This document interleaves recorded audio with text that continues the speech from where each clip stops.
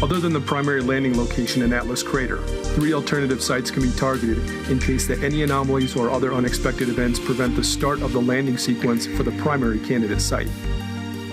In that case, additional orbits are performed to align the lander's trajectory with the new target sites and to allow for optimal use of lunar daytime after landing.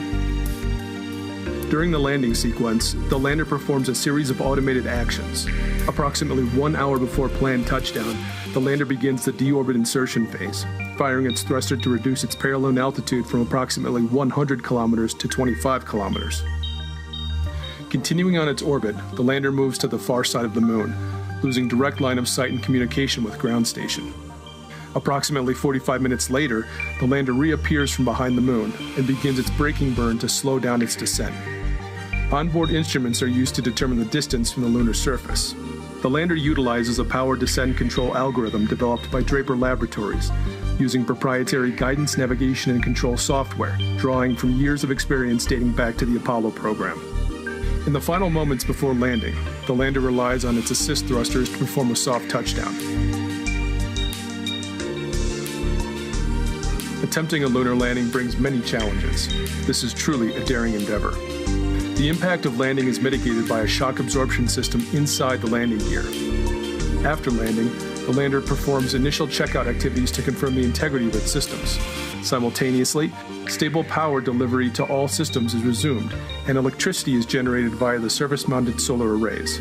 A high-gain antenna will be used when attempting to establish communications with ground station. Next, the deployment and operation of payloads begins, such as the UAE's Rashid rover as part of the Emirates Lunar Mission, a transformable lunar robot for the Japan Aerospace Exploration Agency, experimental devices such as solid-state batteries by Nutera, and multiple payloads within the Canadian Space Agency's LEAP program. On Mission 1, surface operations are expected to last approximately 10 days, effectively using lunar daytime for the lander and its payloads to perform various tasks. Among others, and representing the first such transaction of its kind, ownership of lunar regolith is planned to be captured by the iSpace Series 1 lander during landing and will be transferred to NASA as part of the Artemis program. As the first mission of the Series 1 lander, data collected during the entire mission duration will contribute towards future developments and will help to improve the performance and reliability of iSpace's hardware during its next missions. Mission 2 is currently planned for 2024, and testing has already begun, with several customers already standing by to have their payloads transported to the moon. Planned for 2025, Mission 3 will be utilized for the fulfillment of NASA CLPS task orders as a member of Team Draper. Preparations are underway and are progressing rapidly. We're aiming to perform the world's first lunar landing by a commercial enterprise. This is the beginning of our vision to create a cislunar economy. iSpace is in it for the long ride, and we're just getting started. Never quit the lunar quest.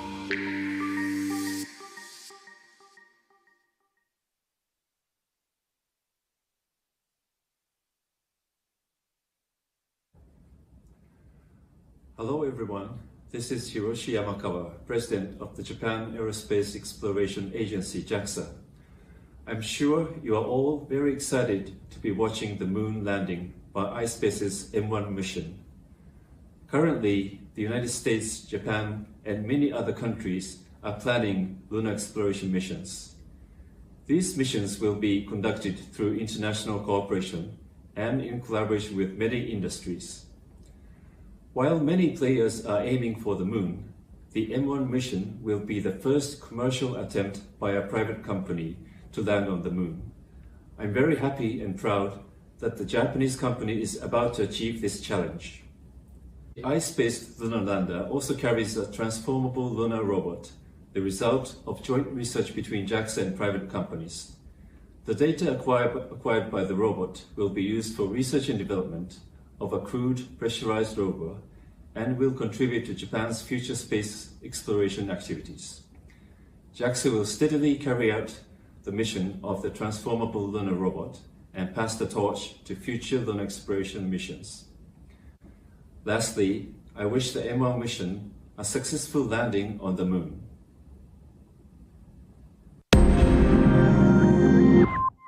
Dear colleagues and friends, As Director General of ESA, it is my special pleasure to convey my best regards to the landing event to the HAKUTO-R Lunar Lander Mission 1 of iSpace. Under commercial contract with iSpace Europe, ESA was and is responsible for ensuring communication between the spacecraft and its teams on Earth through the mission. The agency's global network of tracking stations is used to transmit commands to the spacecraft and receive scientific data and status information from Mission 1 and the experiments carried out on the Moon. The mission underpins the successful cooperation between ESA and iSpace. Such collaboration schemes between new space companies and space agencies open up exciting opportunities for the future of lunar exploration and other domains. Accounting for new space approaches is also a central element of ESA's Agenda 2025. Ladies and gentlemen, I'm convinced that the HAKUTO-R Mission 1 is only the beginning of many fascinating projects and activities to come, and I wish you a successful event and a very happy landing. Thank you.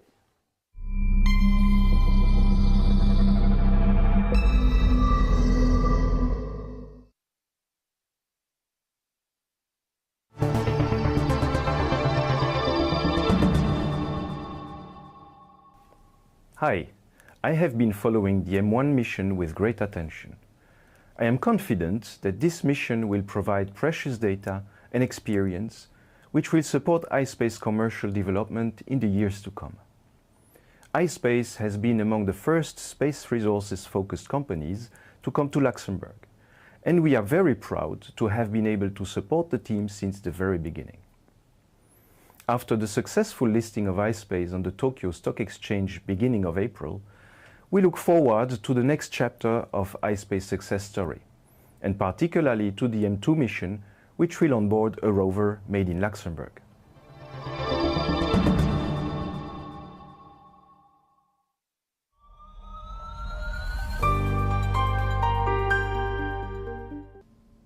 ArianeGroup provides a key element of the propulsion system for the lander and the assembly and integration facilities. Our orbital propulsion teams supported iSpace with the integration and the testing of the entire vehicle in our clean rooms in Lampolshausen, as well as in external facilities in Germany. In addition, iSpace and ArianeGroup have teamed up under an ESA commercial partnership pilot phase to provide Europe with an integrated transportation system to the Moon, combining the Ariane 6 launcher and the iSpace lander.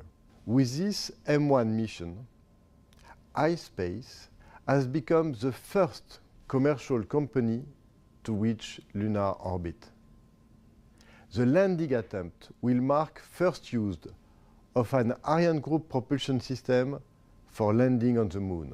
Regardless of the outcome, the iSpace M1 mission is a huge accomplishment. This is a striking example of synergistic collaboration between what some would call an established space company and new space companies.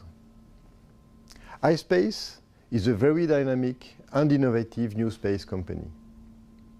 We appreciate their trust and their agile and efficient ways of working with us. This demonstrates ArianeGroup's ability to provide state-of-the-art equipment and support to new space companies. Good luck for the landing.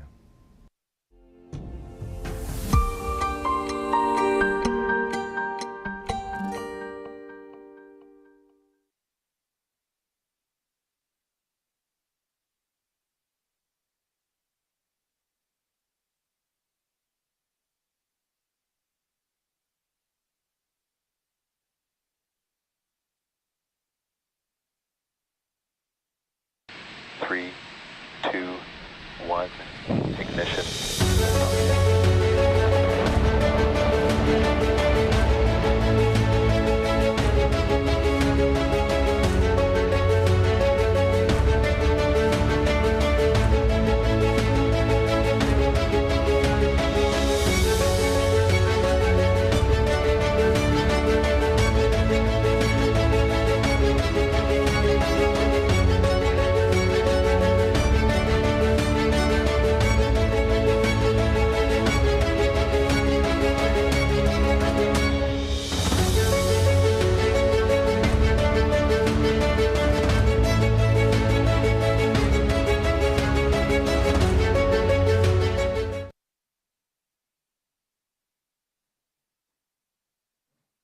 Hello and welcome to our global live stream of the planned lunar landing of Mission 1 in iSpace HAKUTO-R program. The main language of this event is English, but you can watch and listen with simultaneous Japanese translation by accessing the stream on our HAKUTO-R channel. My name is Kevin Zaleski and I am the MC for today's event. Thank you very much for joining us.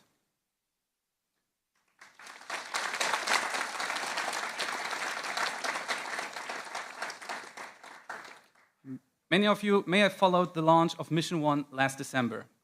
Now, after several months of operations in space, our Series 1 lander is quickly approaching one of the most exciting moments during Mission 1 in our HAKUTO-R program, the first ever private lunar landing. For those of you not familiar with us, iSpace is a global lunar exploration company engaging in the lunar quest. Our vision is to expand human activity into space and to develop the future cislunar economy by offering reliable payload delivery and data services. iSpace has 3 offices, its headquarters in Japan, as well as steadily growing offices in the US and Luxembourg. Our first commercial lunar exploration program consists of 2 missions: the planned lunar landing on Mission 1 and lunar landing and surface exploration on Mission 2. With Mission 1 in progress as we speak, we have already started preparations, such as testing, for Mission 2, currently planned for 2024.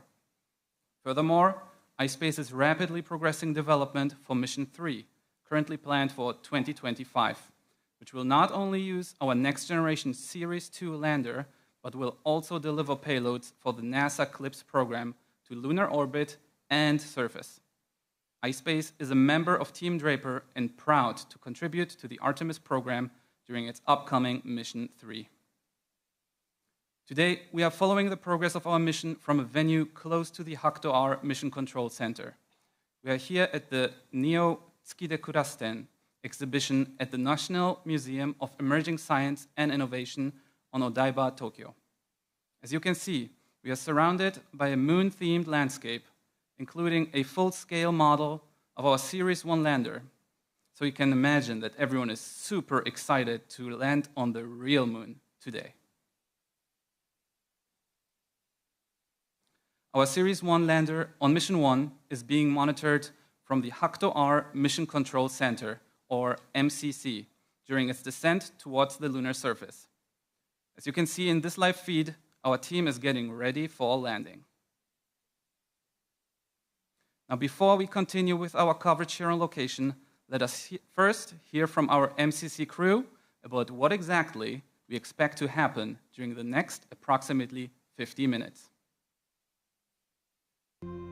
Hi everyone, we are the iSpace operation team and we are here today in the HAKUTO-R MCC Mission Control Center to execute a really special operation. So we have worked so hard to get to this point in which we are going to perform the landing sequence. We are more than 20 engineers getting ready, preparing and executing these special operations, and you are going to be able to follow from home. You are going to have a special animation based in our data in which you will be able to follow the whole landing sequence. For us, it's going to be a little bit more difficult, and Janelle is going to explain why. The reason why it's a little more difficult for us is because, one, all we can do during this time is monitor the lander because the landing sequence is actually autonomous. So another reason why it's going to be a little difficult is because during the landing sequence, we're going to experience something called an occultation. Now, an occultation is something that occurs when the moon is between the lander and our ground station on Earth. So during our landing sequence, you can see our lander is going to come behind the moon like so, and for about 40 minutes, we're going to lose communication with it. And then, only until we pop out the other side will we have communication again and be able to see our lander autonomously land on the moon.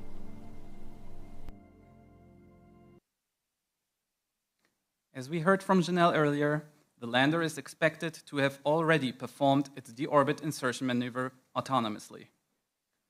As you can see on our live status display here, our lander is now on the moon's far side and heading for its designated landing area. We expect to re-establish communication in approximately 30 minutes. Now, I would like to give the word to iSpace founder and CEO Takeshi Hakamada.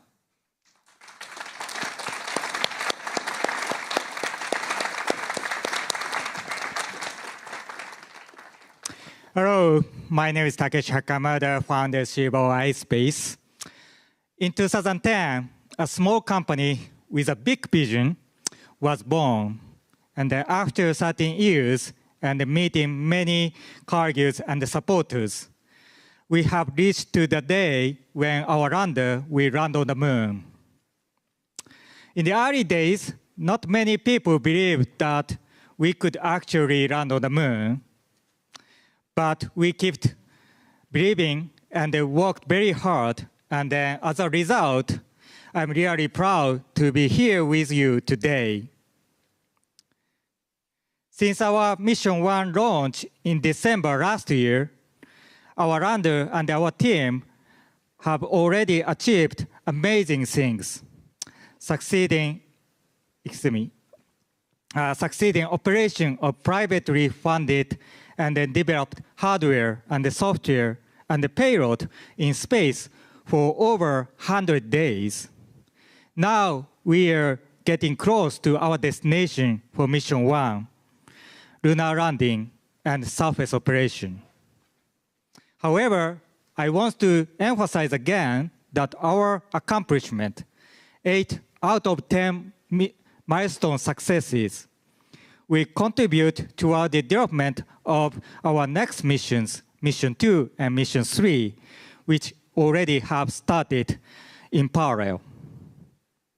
I want to thank everyone for their contributions. And I'm really excited to see the outcome of this critical moment of Mission 1. And I cannot wait to apply everything we have been learned toward our future missions. Everything we have achieved until this point, we already considered tremendous success. Thank you, and let's land on the moon.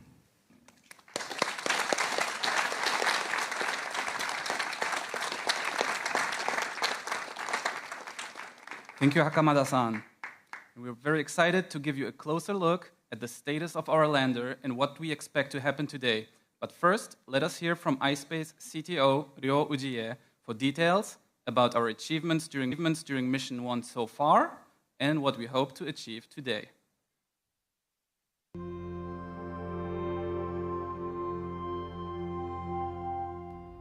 So Ujie-san, can you tell us a little bit about the Mission 1 milestones?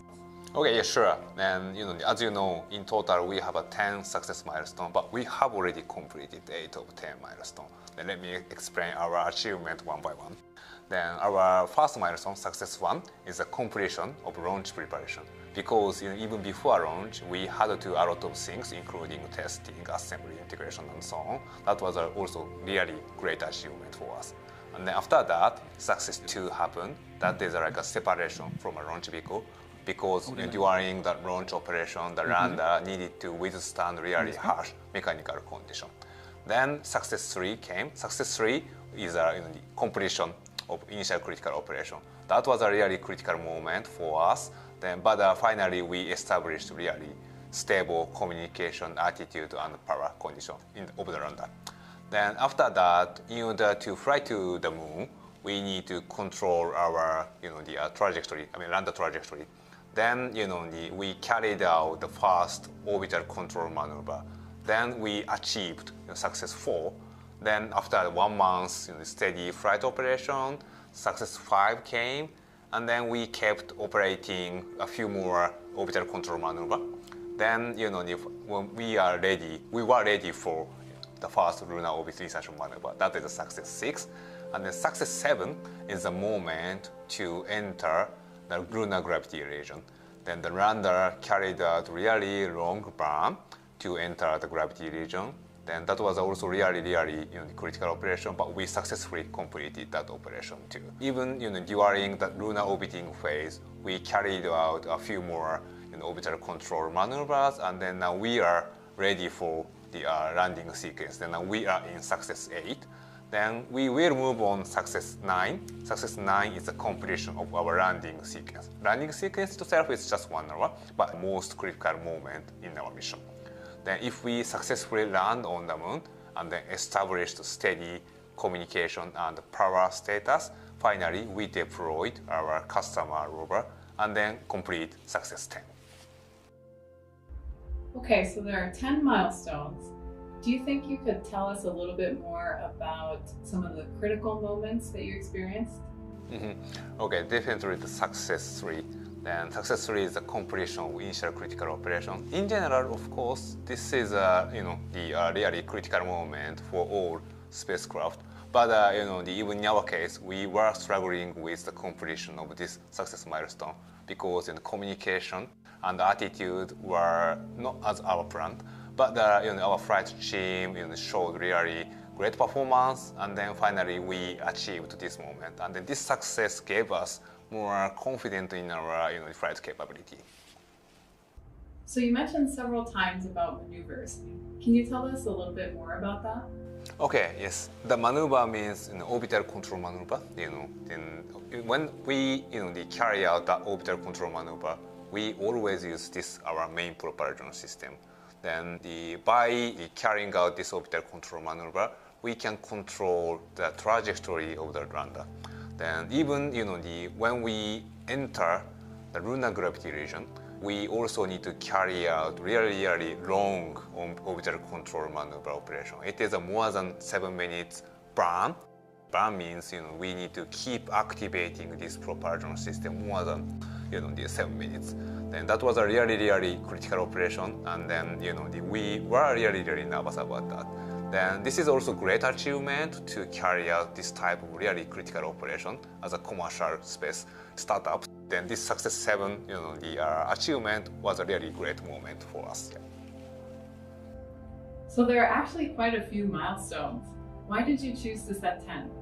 Okay, yeah, because our mission is not zero-sum game. In each steps, we can learn a lot of things. We can gain a lot of experience, knowledge, and we can also prove our flight capability in each step. Then we set a 10 milestone. And in each milestone, we have experienced different, operation, and we proved different capability. Then we set a 10 milestone, and then to show our capability, and then based on this milestone, we can reflect our lessons learned into the future mission too.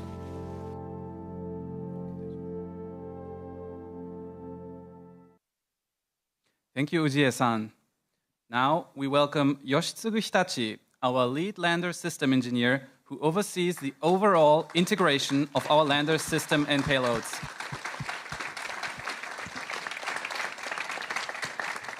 Welcome back, Hitachi-san. Thank you, Kevin.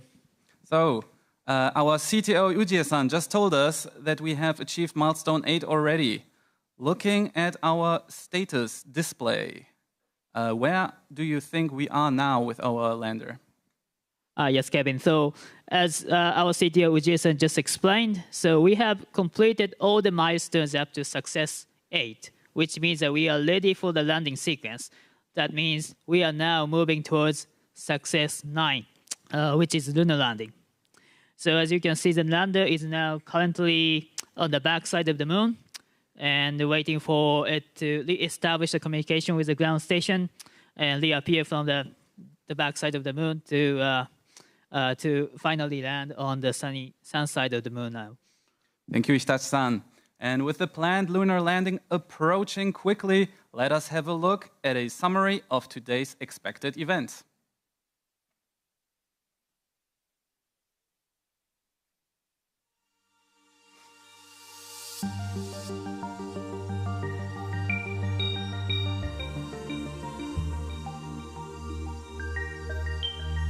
We're going to the moon, and we're just getting started. After 100 days of deep space cruise, the Series 1 lander arrived in lunar orbit.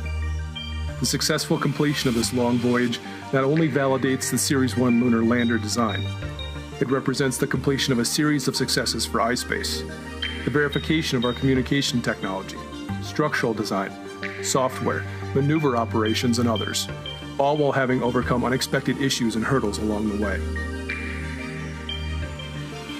After completing a series of orbital control maneuvers, the lander is scheduled to initiate its automated landing sequence from lunar orbit. Throughout this phase, the lander continues to orbit the moon while approaching its designated landing area. Other than the primary landing location in Atlas Crater, 3 alternative sites can be targeted in case that any anomalies or other unexpected events prevent the start of the landing sequence for the primary candidate site. In that case, additional orbits are performed to align the lander's trajectory with the new target sites and to allow for optimal use of lunar daytime after landing. During the landing sequence, the lander performs a series of automated actions. Approximately 1 hour before planned touchdown, the lander begins the deorbit insertion phase, firing its thruster to reduce its parallel altitude from approximately 100 kilometers to 25 kilometers. Continuing on its orbit, the lander moves to the far side of the moon, losing direct line of sight and communication with ground station. Approximately 45 minutes later, the lander reappears from behind the moon and begins its braking burn to slow down its descent. Onboard instruments are used to determine the distance from the lunar surface. The lander utilizes a power descent control algorithm developed by Draper Laboratories, using proprietary guidance, navigation, and control software, drawing from years of experience dating back to the Apollo program. In the final moments before landing, the lander relies on its assist thrusters to perform a soft touchdown. Attempting a lunar landing brings many challenges. This is truly a daring endeavor.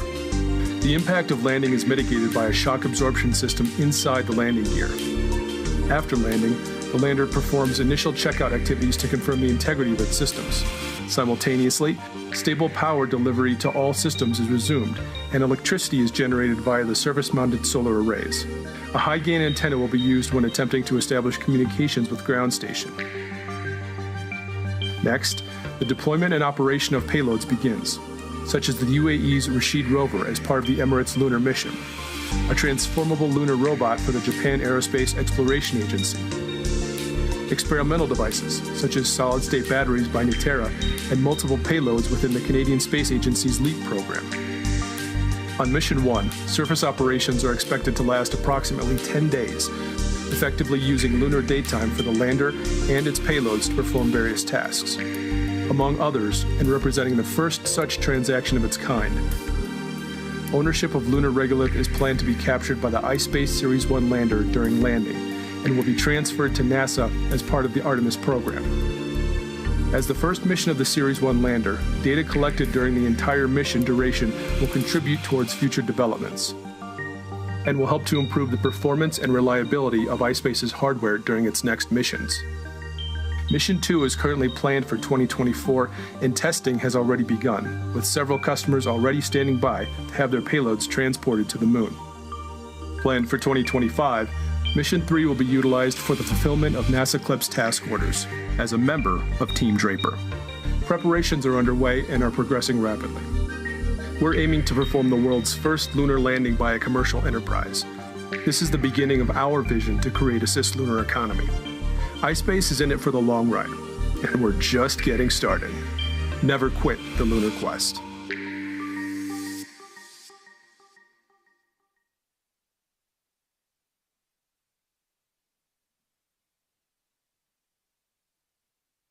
Now, as explained during the video, our Series 1 lander continues to orbit the moon while getting closer and closer to the surface.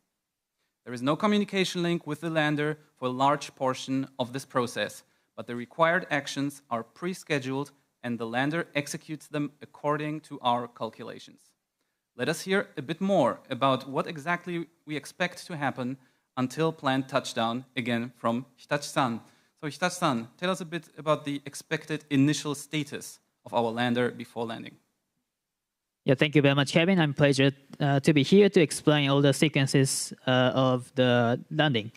So basically, we do have 6 different phases, as I think the animation showed previously.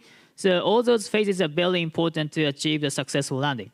So as you can see, the first step, what we're calling phase 1, this is deorbit insertion.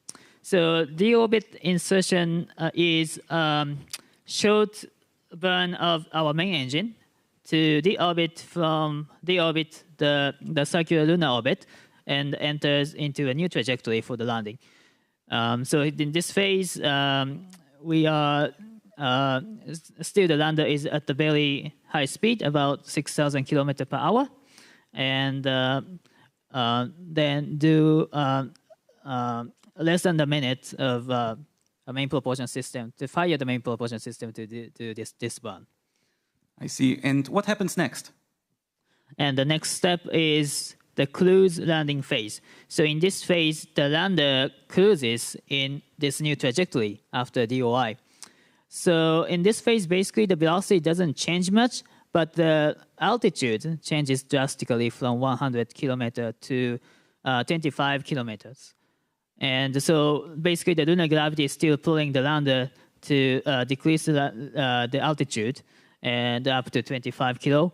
And this phase actually lasts between 40 and 50 minutes in the entire sequence. So entire sequence is about 1 hour and 7 minutes, but this phase is actually the longest phase in the mission. And also the very important point is that after the phase 2 is completed and before the next phase starts, the lander is expected to reappear from the backside of the moon again. I see. And what happens in the next phase? Yes, so next phase is phase 3. So this is a braking burn phase. So braking burn phase is, as it says, we are going to start braking. It means that we're going to reduce the speed for the landing. So as you can see now, the velocity now, we are changing the velocity from 6,000 kilometers per hour to 100 kilometers per hour. So basically we are going from the spacecraft speed to like a Shinkansen speed now to land on the moon. So then altitude also changing from 25 kilo to 3 kilo in this phase. So the lander gets closer and closer to the moon and keeps slowing down. What happens next? Yes, the next phase is phase 4. So in phase 4, the lander still continues to brake, but still going over about 300 kilometers per hour. So it's still at the Shinkansen speed, but then it's changing the orientation to a vertical orientation, pointing its, the thrusters straight down to the lunar surface. So as you can see, at the end of this phase, the lander is going to be only 1 kilometer above the lunar surface. And next, it gets really interesting, doesn't it? Yes, this is very exciting, and those phases, all of the phases are most important. But those number 5 and number 6 are I can say the most important phases in the entire sequence. Thank you. And then the moment everyone is waiting for, the final phase. Yes, so the final phase is phase 6. So this is terminal landing. So here, the velocity is now gets to 70 kilometers per hour. So now it's changing from Shinkansen speed to the bicycle riding speed. And eventually, at the end, it's going to walking kind of pace. So then altitude, it's changing from 20 meters to 0. So this is the very last moment of the landing, and we are going to shut off the main engine and relies only on the assist thrusters to adjust the attitude and for the final moments, and hopefully for the soft landing. Thank you, Hitachi-san. We are all rooting for our lander getting closer and closer to the lunar surface. And now let's have a look maybe at our status screen again. Hitachi-san, where does this put us in the landing approach right now? Yes, so I think the phase 1 have been already completed, expected to have already completed by now. So we are now in the phase 2, which is a cruise phase. So the lander should be now descending from the altitude of 100 kilo towards to 25 kilo. So we are in the middle of that process right now.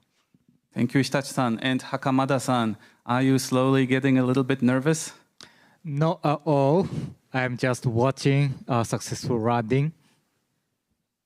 Thank you very much. And now I would also like to welcome distinguished guests on our stage today. The first is Professor Yuichi Tsuda, Professor Tsuda not only teaches at Tokyo University, but is also in charge of the Hayabusa 2 program at the Japan Aerospace Exploration Agency.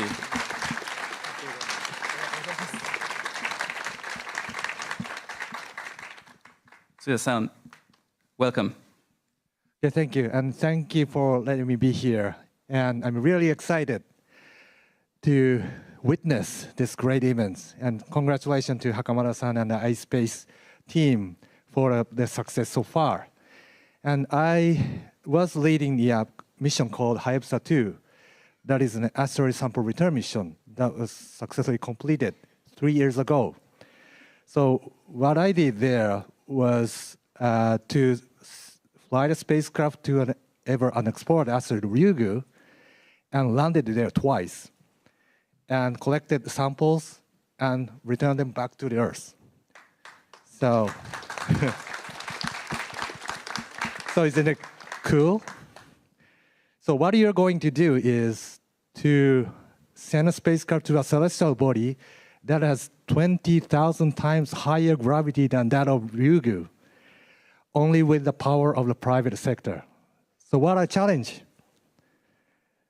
So if this is not a challenge, nothing can be called challenge. So I think the history can be made only by those who challenges. And challenges would not be possible without taking a risk. And the risk can be taken only by those who dreams.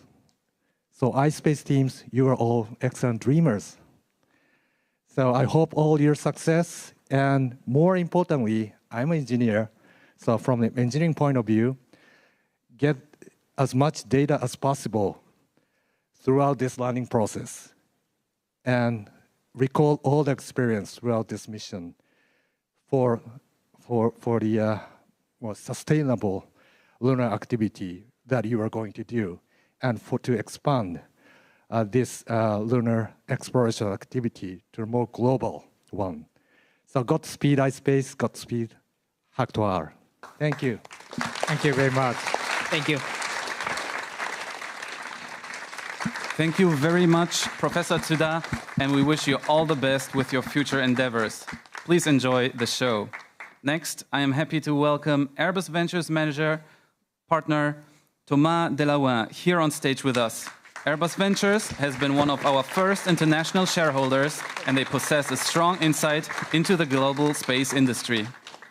Thank you. And first, congratulations, Akamada-san, the entire iSpace team, on this historic moment. Thank you very much. And thank you for bringing all of us closer to the moon and to the moon, right? So Airbus Ventures, Louis, my friend, and the entire team, we cannot be more proud today to be here joining in this extraordinary milestone for the space economy. Maybe a word about the moon. We at Airbus Ventures and you at iSpace value the moon as a vital system component in harnessing natural resources in order to deliver clean energy, rare metal, but also biosphere-friendly manufactured product to Earth. But the moon's development is also critical for alleviating the compounding stresses that we've seen on Earth, climate and Earth biodiversity.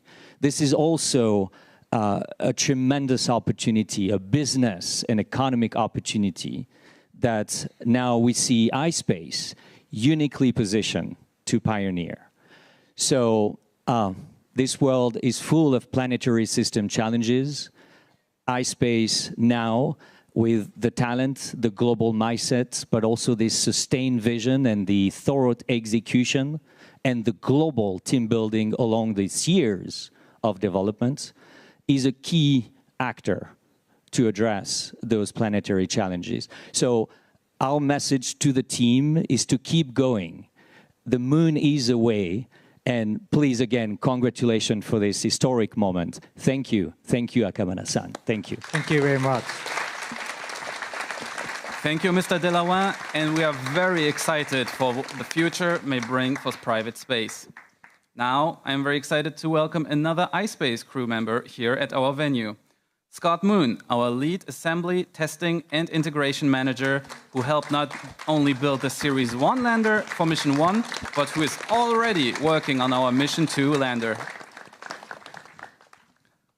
Hello, Scott, and please take a seat and tell us a bit more about how the Mission 1 lander came into existence.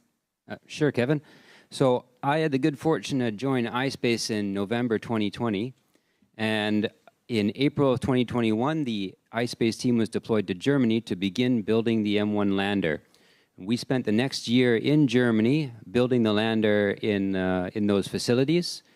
And after 1 year, we moved to Munich to start our test campaign on that lunar lander. When we were in Munich, we ran tests that allowed us to simulate the environment that we would see in deep space. We ran tests to simulate the environment we would see during the SpaceX Falcon 9 launch. And we ran tests of all of the systems that we needed to use while we were in orbit, while we were descending, and while we were in operation on the moon. Once we finished all those tests, we packed up our operations in Germany, and we flew on a specialized cargo transport over the Atlantic to arrive at Kennedy Space Center in Cape Canaveral.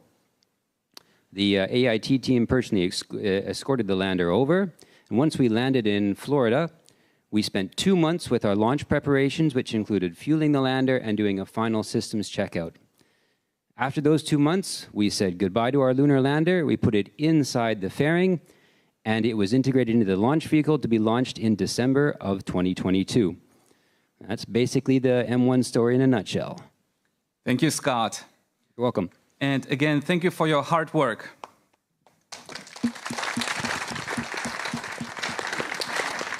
Now, of course, our Series 1 lander is not going to the moon empty-handed.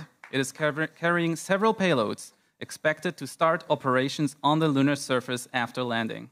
Let us hear about our payload customers on M1 from iSpace Chief Revenue Officer Atsushi Saiki.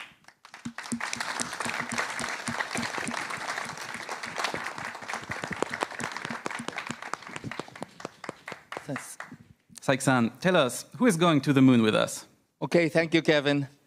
On Mission 1, we are carrying a number of government and commercial payloads. Our payload service does not only consist of bringing something to the moon, but also iSpace closely communicate and coordinate with its customers to integrate each payload into the lander and its system. Secondly, the payloads are tested before the launch to verify their ability to survive the long journey to the moon. And iSpace further offer power delivery and communication service to payloads that require it during transit to the moon, as well as after successful landing. Throughout the mission, our Series 1 lander also offers protection from the harsh environment of space by providing thermal control and other services. Our payloads on Mission 1 vary in size, mass, and objectives. Some of them are mobile, and we plan to deploy them from our lander after touchdown, such as the MBRC Rashid rover and the JAXA Transformable Lunar Robot. After deployment, these rovers will begin their mission objectives on the lunar surface while sending and receiving data and commands via our Mission Control Center in Tokyo. Other payloads will stay integrated into the lander. We carry experimental solid-state battery for Nitera, which perform verification tests of this new battery technology under extreme environment in space and the lunar surface. Further, we carry several payloads within the Canadian LEAP program, an AI-powered flight computer by MCSS, as well as a camera system featuring wide-angle cameras by Canadensis. Further, our partnership program involves cooperations from various industries and fields in the exciting new challenge towards the moon. We cooperate with companies, as you can see on the screen here. We believe that the transport and operation of these payloads provides an exceptional value to our customers, not only in terms of space and lunar exploration, but also in the development of new technologies that could benefit human society on Earth in the future. Thank you, Kevin. Thank you, Saiki-san. And we are all super excited to bring more and more companies to the moon. Yes. Now, for a bit of background on how our lander and its payloads are deployed and operated after landing, let's hear it from our MCC crew again. Thank you.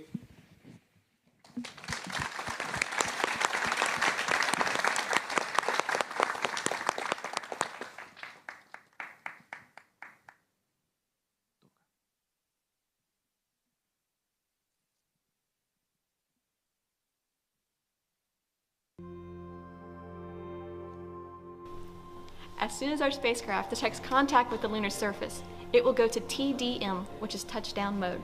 It will cut off the engines and make sure that we're stable on the lunar surface.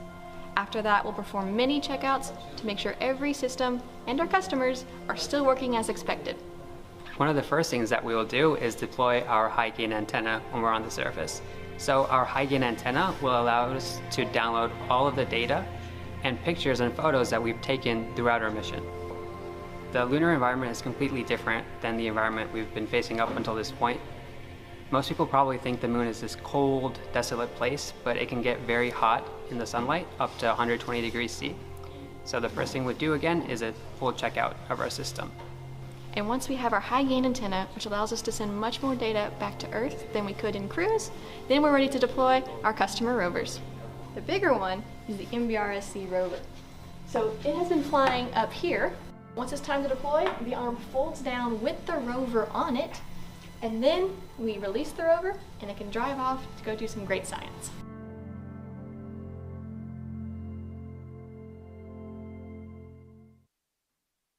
Thank you to Katie and Haroon, and all the best during those first moments of surface operations.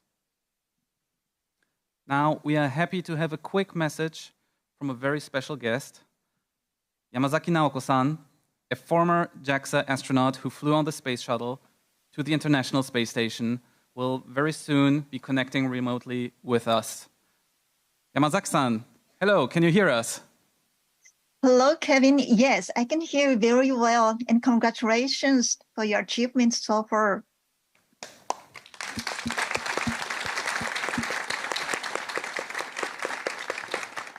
Yes, I am so thrilled and honored to be with you for the upcoming historic moment, first ever private lunar landing. First of all, I'm so proud of the entire iSpace team, including families, for the remarkable achievement to get this point. As an astronaut, I cannot overstate the importance of this mission, which expands our frontier for all humankind. My dream is to open a school on the moon someday so that various students from various countries and regions can learn together on the moon, watching the Earth from a distance. The moon has a huge potentials in many ways, so it is important M1 and following missions will secure high-frequent transportation to the moon, which will secure human presence on the moon and allows us to have a big dream. Also, as a member of the temporary member of National Space Policy Committee of Japan, M1 means a lot to governments too. iSpace is the first company to be covered by Space Resources Act in Japan and awarded a contract with NASA for lunar resources. And M1 contains UAE's lunar rover and Canadian, Japanese payloads and so on. When I visited iSpace Mission Control Center in Tokyo a couple of months ago, I had the privilege to write a message on the wall, and I wrote, "Fly our dreams to the moon." So thank you very much for flying our dreams to the moon. So proud of your never give up spirits. All the best and Godspeed.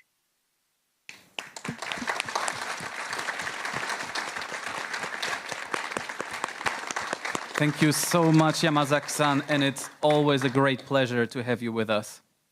Now, let us have another quick look at our status screen. Hitachi-san. looking at the status screen, I hope we have it now here soon. Yes, what phase would you put us on now, more or less? Yes, I believe the lander is still in the phase 2, that's a cruise phase. So, as I said, this phase takes about 40 to 50 minutes. So I hope that in the, about in the 10 minutes or so, I hope that the braking burn starts. But at the moment, I believe that the lander still is in the cruise phase, flying with a speed of 6,000 kilometers per hour. But altitude now, you can see the altitude. Altitude is now getting now closer to 25 kilo from the surface. Thank you, Hitachi-san. And Hakamada-san, we soon hope to regain contact with our lander. Are you looking forward to meeting him again? Yes, I really looking forward to reconnect our lander and then start the next phase of the landing. Thank you. And while we wait, let's see where exactly our lander is planning to set down on the moon.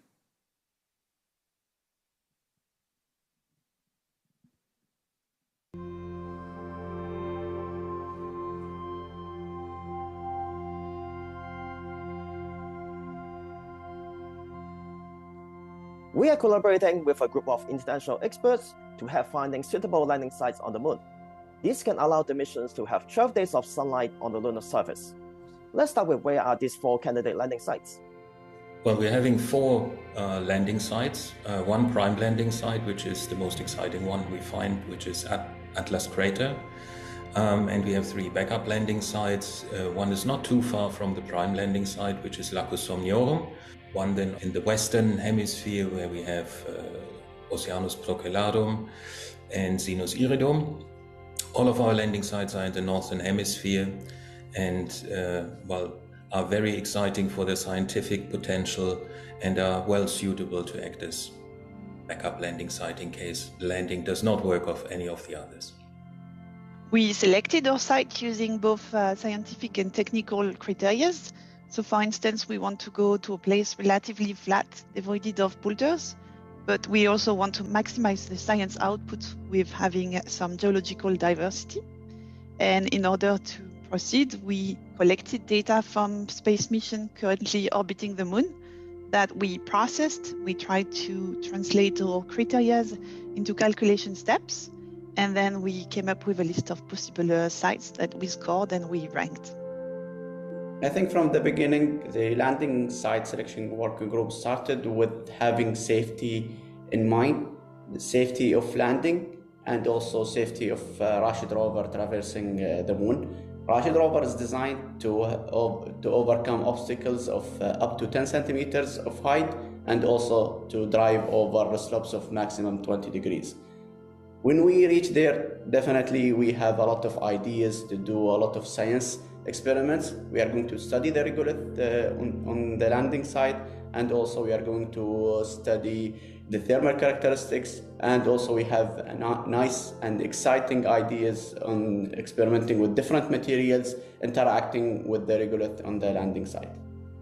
So my role was to further optimize our landing site selection, make sure that there was alignment with both our lander team here in iSpace as well as our other customer payloads, as well as to establish our own science objectives to help with the continuous improvement of iSpace lander and rover exploration missions into the future.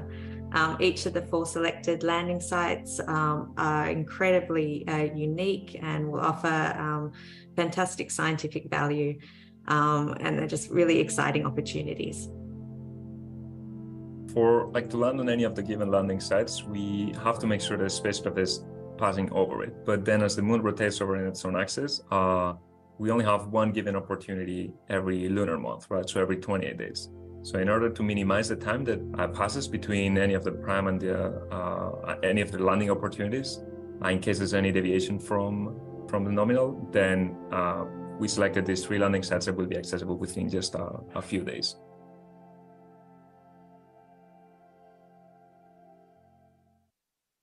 And a big thank you to our colleagues at MBRSC, CRPG, iSpace Europe, and everyone else who contributed to this very critical part of Mission 1. Now, while we wait for the lander to reappear from the far side of the moon and reconnect with our ground station, let us hear about what we can look forward to over the next couple of years. I welcome iSpace Director and Chief Finance Officer Junpei Nozaki.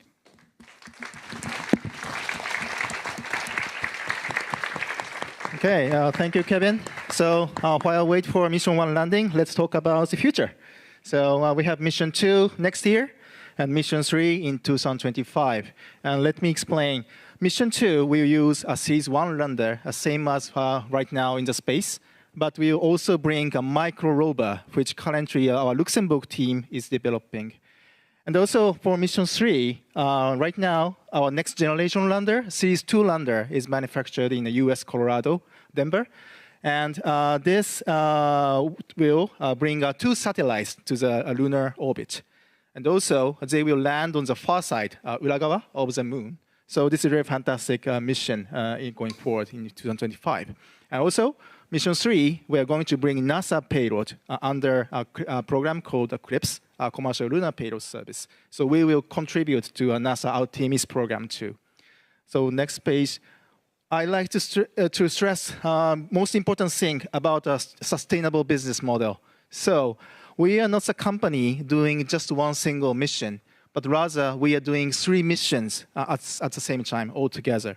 This is very important because while we are doing Mission 1, we can feedback what we learned from our Mission 1 and the data what we acquired from Mission 1 to Mission 2 and Mission 3 rapidly. And this is really important to improve our maturity of technology and also maturity of a business model. And also for startup companies, the financing is really important. But we are very proud and we are very fortunate that we could raise more than $300 million of money so far to support not only one single mission, but all 3 missions together. So this is an important point to create a sustainable business as iSpace. So we are now closer to the landing. And I strongly believe we can have a good achievement. But however, whatever the outcome is, our company will go and continue. And also, I promise never quit the Lunar Quest. So thank you very much, Kevin. Thank you, Nozaki-san.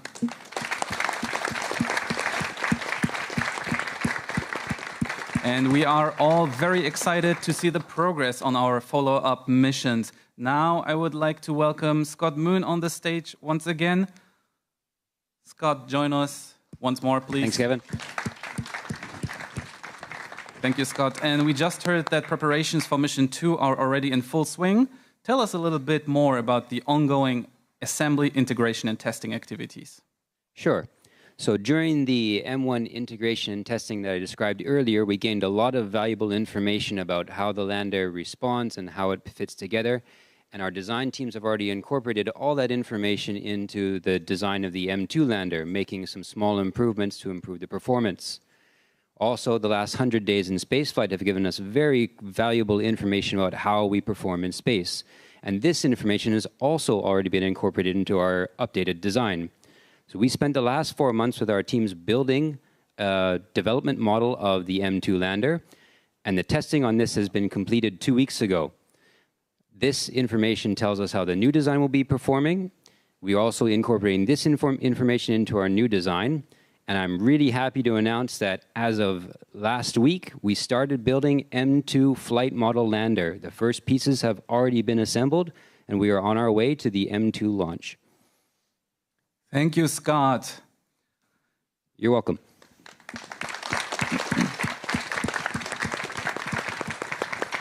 And it's really amazing that even while Mission 1 is still ongoing, we are already working on our next mission. So good luck to you and your team. So I have a good live update for all of you. We received word that the lander has reappeared from the backside of the moon. And it's on its final orbit, only minutes away from the planned landing. So, Hakamada-san, seems like it's really happening. Yes. How do you feel? Well, it's really happening. Yes, very, very excited to see very final phase of the landing soon. Yes, so we can really just hope and send our good energies towards the lander.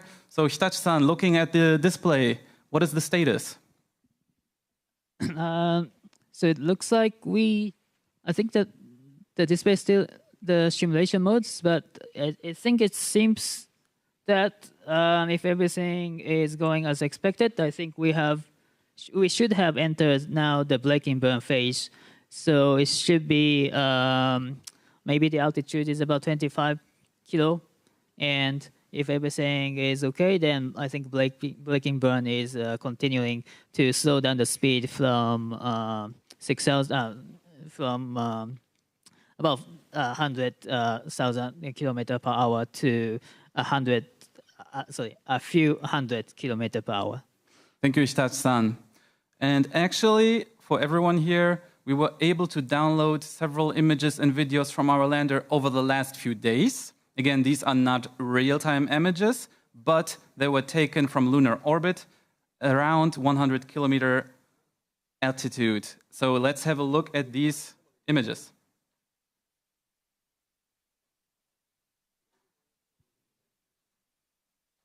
So this first image, Hakamada-san, look at it. It's just beautiful. Yeah, beautiful and then very incredible pictures taken from our lander. It is truly amazing how a privately funded spacecraft can capture the moon and the Earth like this and send the image back. Now, Hitachi-san, looking at this, I think this image also contains some scientific, very, very interesting speciality. Can you explain it a bit more? Oh, yes, yeah. So this is the picture of the Earth lies on the moon, but most interestingly, as you can see, if you can take a very closer look at the Earth, so we see actually the shadow of the moon on the Earth. So you see that black spot there, the close to the Australia. So this is actually the shadow of the moon. So we took this picture during the solar eclipse.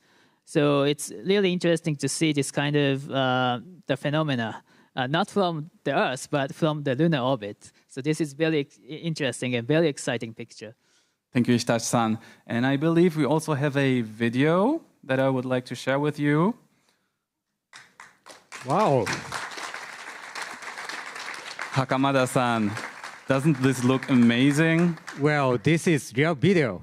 Yes. Not CG. No. It's amazing. It's really hard to believe, but it looks amazing. So Hitachi-san, we see something in the lower part of the video. What is this? Yes, I think this is a part of our lander. So this is a part that we call MLI, a multi-layer MLI, and we see the partner logo at on the right-hand side. So it's really great. It's really amazing to see this, shadow and the bright part and the shadow part of the moon. So because there's no atmosphere on the moon, so we can clearly see the lunar surface. And this is really amazing video. I'm really amazed. Thank you. And I believe we have one more image. Yet again, a video.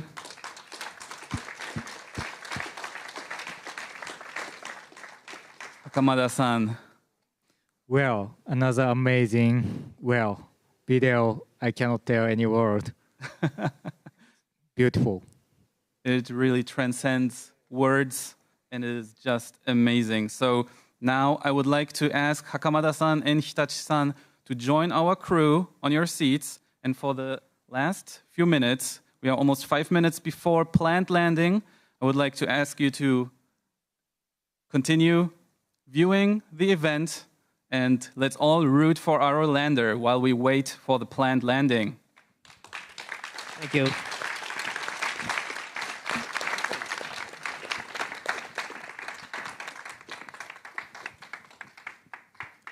And now, looking at the status screen, the lander is still moving over 2,000 kilometers per hour.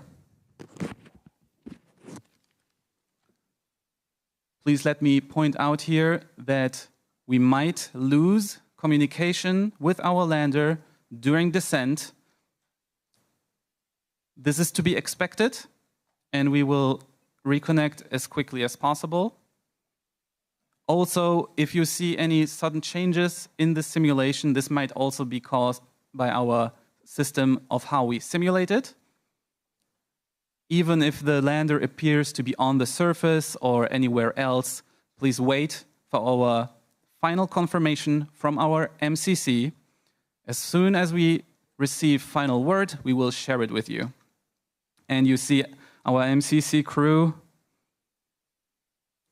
getting ready for the moment.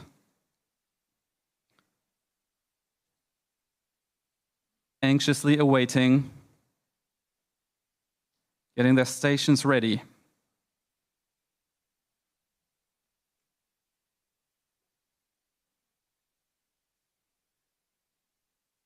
Here in Tokyo, in our US office and our Luxembourg office, everyone is awaiting. Now we are around 3 minutes before landing.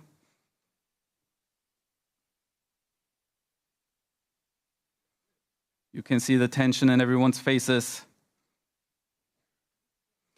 But these are professionals, and we trust them.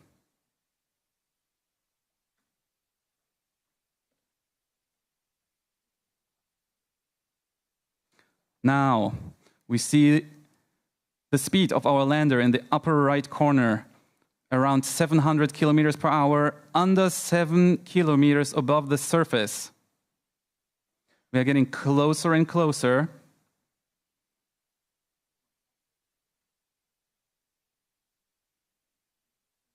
The lander continues to fire its propulsion system, and we are now around L-2 minutes. Close to 500 kilometers per hour, under 6 kilometers above surface.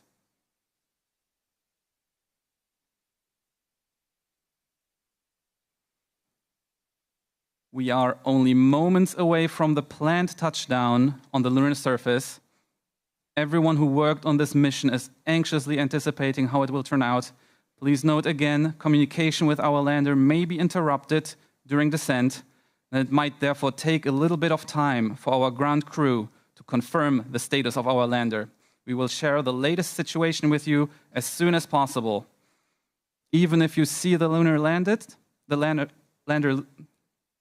on the surface, we will update you as soon as possible. Now only 200 kilometers per hour, under 3 kilometers above the surface. Only 1 minute to go.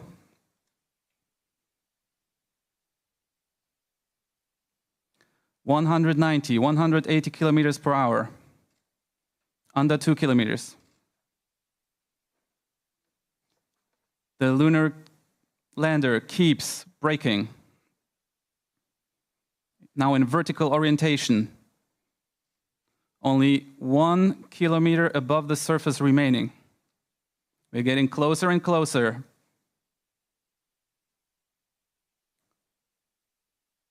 About 120 kilometers per hour, 700 meters.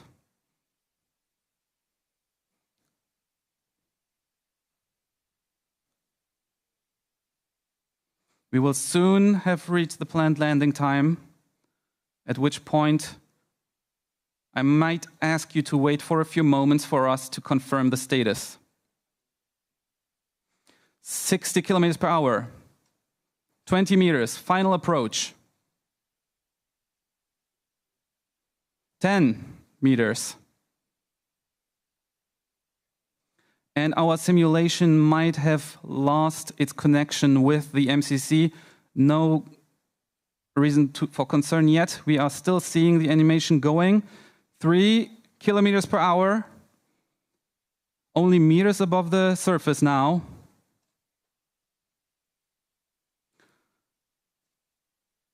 And now we are at the moment of planned landing time. Again, everyone, please give us a few moments to confirm. We hope to maybe receive a message from our MCC soon. If that is not the case, then we will need a few moments to continue investigations and we'll update you as soon as we have new information.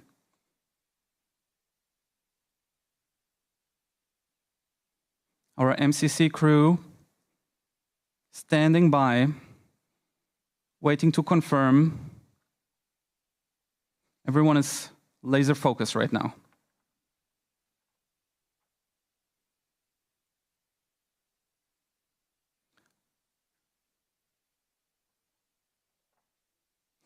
You can really feel the tension.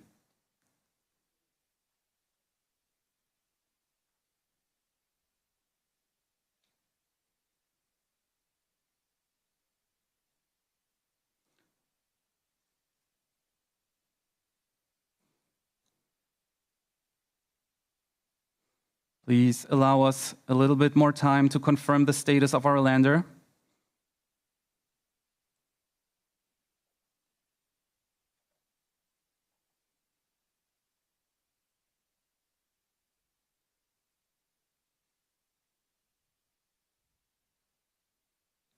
Our MCC ground team keeps working, confirms whether or not we can receive telemetry from our lander.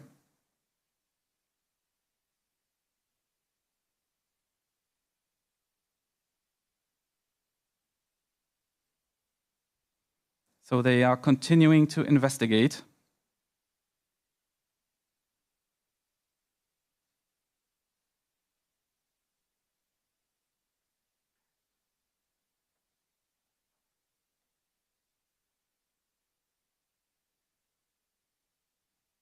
This process may still take a little bit of time.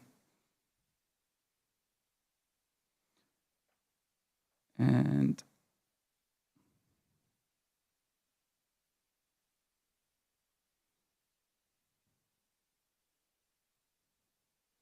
we see all different kinds of expressions here. It's really difficult to tell from our seats. And it is so difficult feeling powerless now, but all we can do is cheer them up and trust them.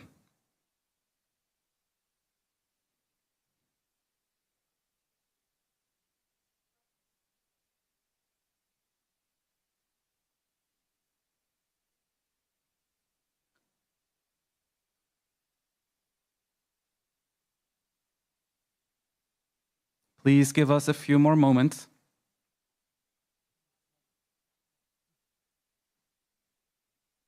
We are still in the process of confirmation.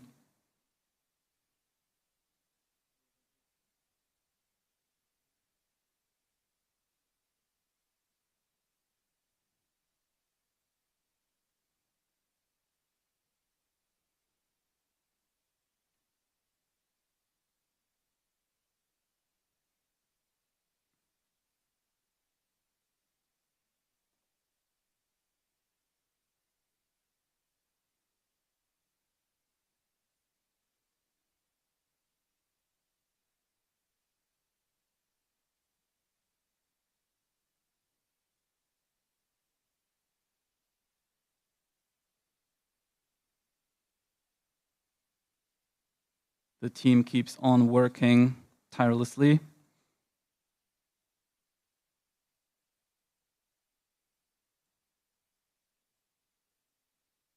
Attempting to reestablish communication with our lander after the planned landing time has passed.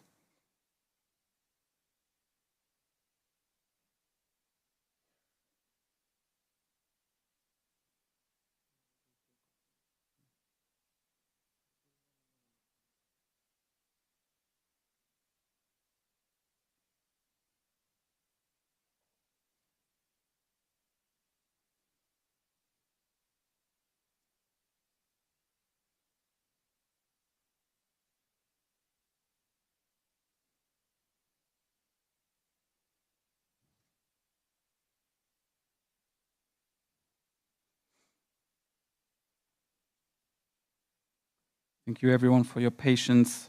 I know everyone wants to know the status of our lander, and I assure you, our crew is working on it as we speak.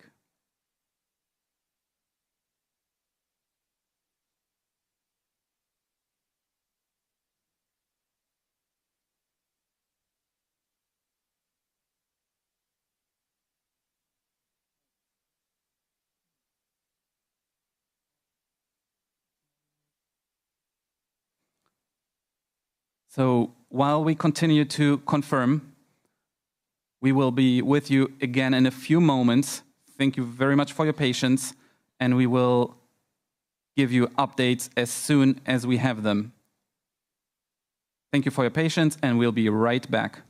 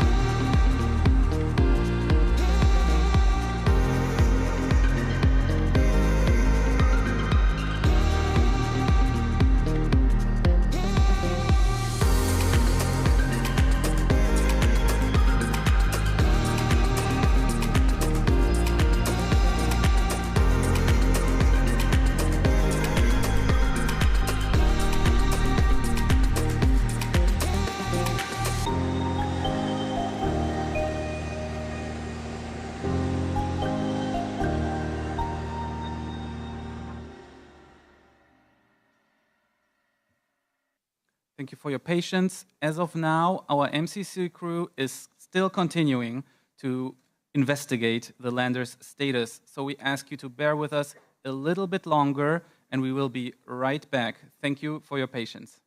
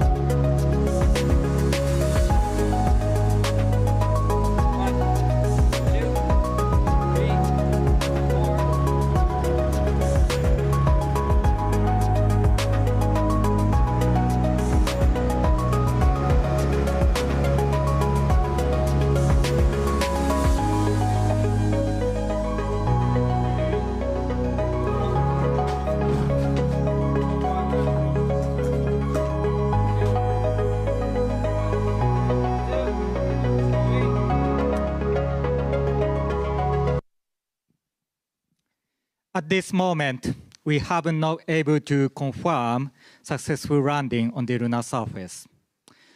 Our engineers at MCC is continue to investigate the current status of the lander. Currently, we have not confirmed the communication from the lander. We already confirmed that we have established the communication until very end of the landing. However, now we lost the communication. So we have to assume that we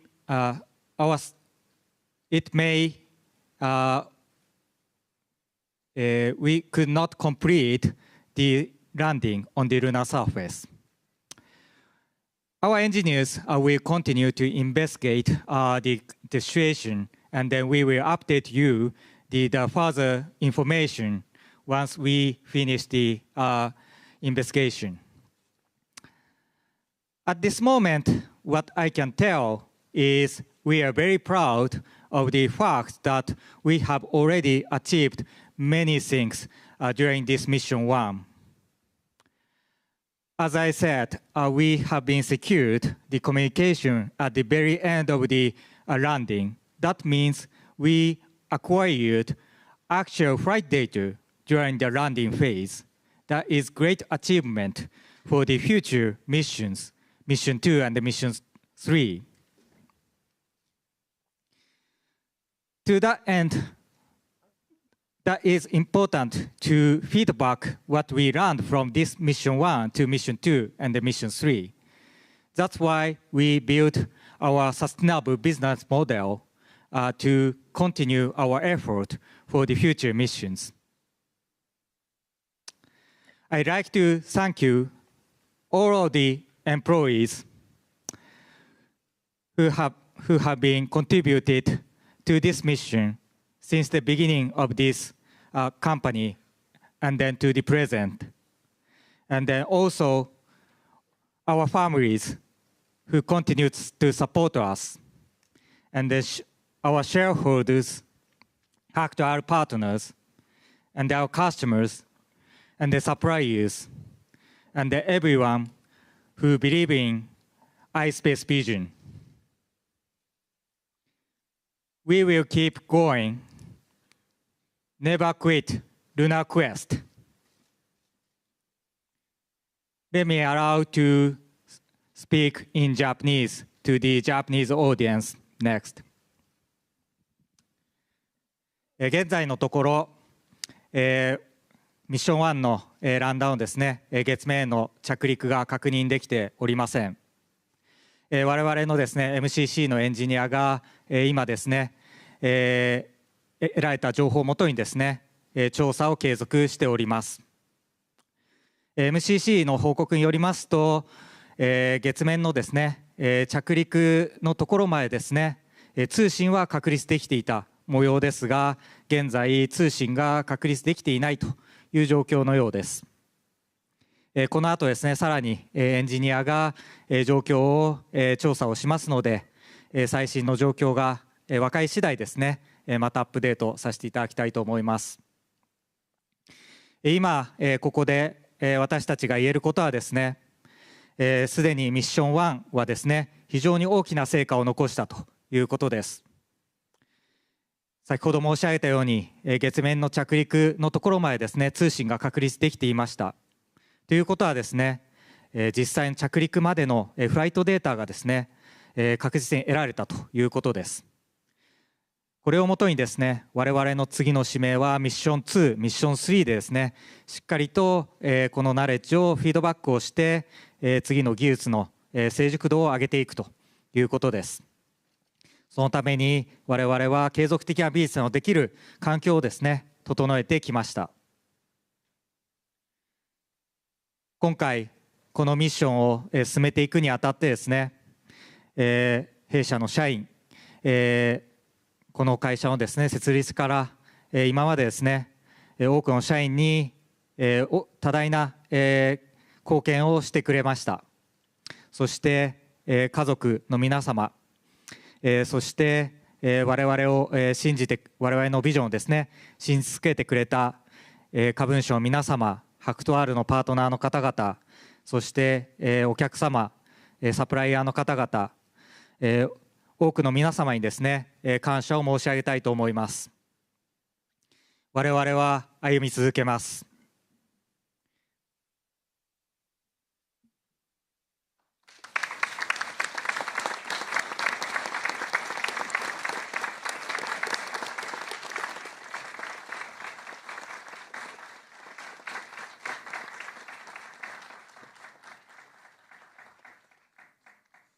Thank you, Hakamada-san, and thank you to everyone who joined us for our coverage today. Please don't forget to follow iSpace and HAKUTO-R on social media for future updates. You can find us on Twitter, Facebook, LinkedIn, and YouTube. Also, if you are in Tokyo, you can see a life-sized model of our Series 1 lander at the Neo Tsukide Kurasten exhibition at the National Museum of Emerging Science and Innovation here on Odaiba. And don't forget, never quit the lunar quest.